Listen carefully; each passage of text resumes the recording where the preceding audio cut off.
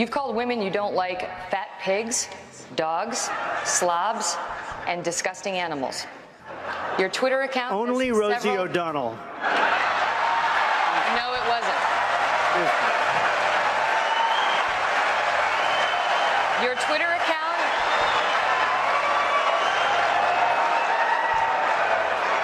Thank you.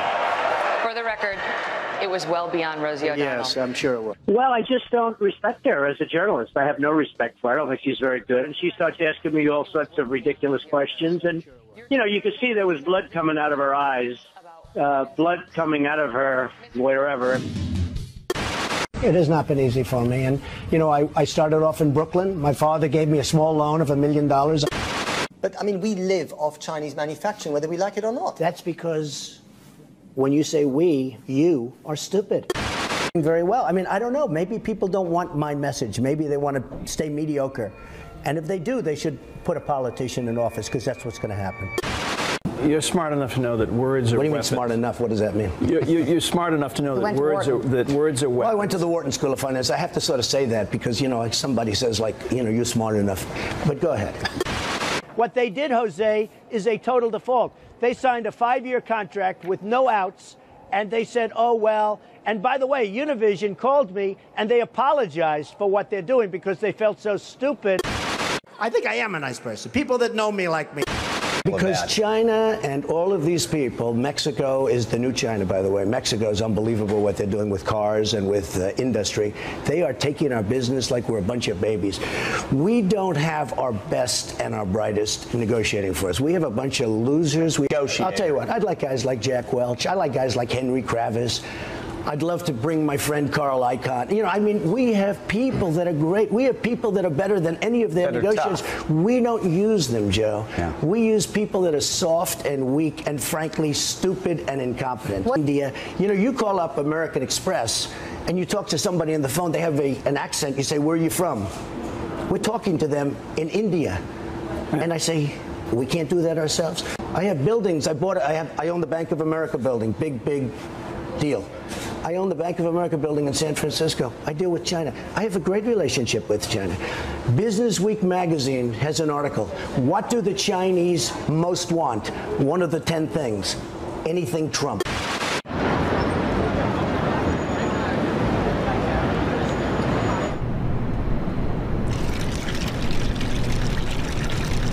Miss Universe and Miss USA, I own it. They're here. They're gonna really do a number on me. I'm challenging President Obama, my son Donald, my son Eric. Let's go, ladies.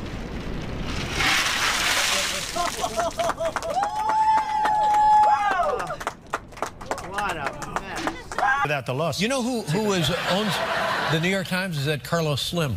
He has a piece of it. Yeah, he is the wealthiest man in the world. And he's a good guy, I know him. You know Carlos Slim? Good guy. How much money is that guy worth? He's got a lot of money. I don't know what it is. It's got to be like 100 billion. Under siege, yes, 60 billion or something. Oh, my God. Under siege, but that's okay. And what is it? It's none of my business, but what are you worth, a guy like you?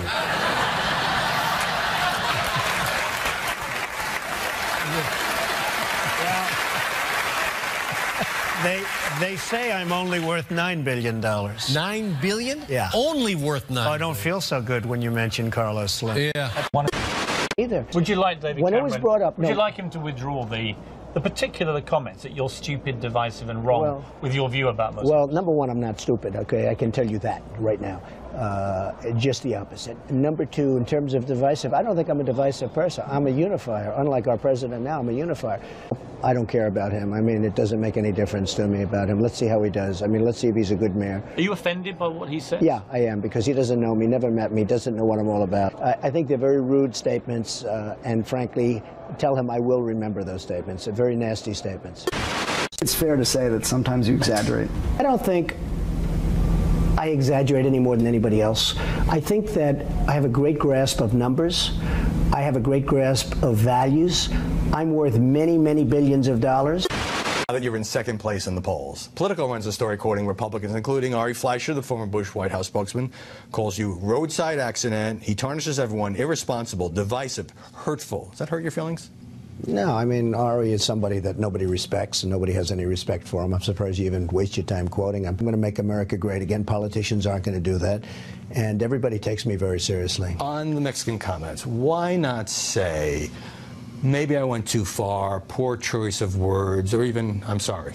I don't have to say that. Look, the Mexican border is a sieve. People are pouring through our country, into our country. We don't know who they are, where they are. They come from all over the world, not Mexican. I employ thousands of Mexicans. I've employed over the years many thousands of Mexicans. Right. I love the Mexican people. They're fantastic. Lived here in New York in the early 90s when the tabloids went haywire over your breakup with Ivana and your relationship with Marla Maples. When this gets dredged up and people say, Trump, he's not a good role model? Look, everybody knows me. I've had an amazing life. I've built an amazing business, and actually they said, oh, he'd never say what his business is worth. It's actually a much higher number than the number I gave. Jobs back from China. I'm going to take jobs back from Mexico. By the way, Mexico's the new China. Mexico is killing us. What are we doing? We're losing our base. Our GNP think of it, it's less than zero. That means we're getting smaller. And all these other countries are growing like wheat. Concerned about them than you're concerned about illegal immigrants coming in here and I'm concerned people. about everything. I'm concerned about the country. Our country's going to hell. You're for the Second Amendment. Do you have a gun? I have a license to have a gun. Yes, I do. Do you own one? Yes, I do. Do you use it? Gun range? It's none of your business. It's really none of your business. So you will release your financials on time? Absolutely. Yeah, I think we're going to have it on time. In That's fact, 8 days from now. Excuse me. Donald Trump is now threatening to sue the network Univision after they pull the plug on their Spanish-language coverage of the Trump-owned Miss USA pageant. I love the Mexican people. 2 waiters came up to me tonight. Mr. Trump, we love you. I said, where are you from? Mexico. I said, that's great. I love you, too. I do. I love Mexico. I've had tremendous relationships with people in Mexico. But I said, we need a strong border. I said, we need a wall. Party now about what role things he says should play. You've spoken favorably about him. He's talking this week about the environment. Should a potential president listen to what the Pope says about global warming? Well, I'm not so sure. Look, I have a lot of respect for him. I think he's really a terrific person. I love his stance. He's so different. He's very refreshing. But I think you want to listen to science. You want to listen maybe to your own gut, maybe your own experience. I'm not sure you have to necessarily listen to the Pope. Look, it's not a question of instinct. I feel very confident. I went to the Wharton School of Finance. I was a good student. It's like one of the hardest schools in the world to get into. I then do a book called The Art of the Deal. It's the #1 selling business book of all time, or just about. You may say, oh, there was one that sold 2, but, you know, just about. It's still in the schools, everything else. I then do a show called The Apprentice. In the meantime, I build this incredible empire. It's got a tremendous net worth, very little debt. And then I hear some pundit or some person say, he doesn't deserve to be on the stage with a senator. The senator is nothing. And I'm not saying, or senators are nothing. I'm saying certain people are zeros. Words are weapons. So you have to have some form of collegiality if you're president of the United States. I get along with everybody. Okay. I get along with the Chinese. By the way, people think I don't like China. I love China. I sold an apartment for $55 million to a Chinese gentleman.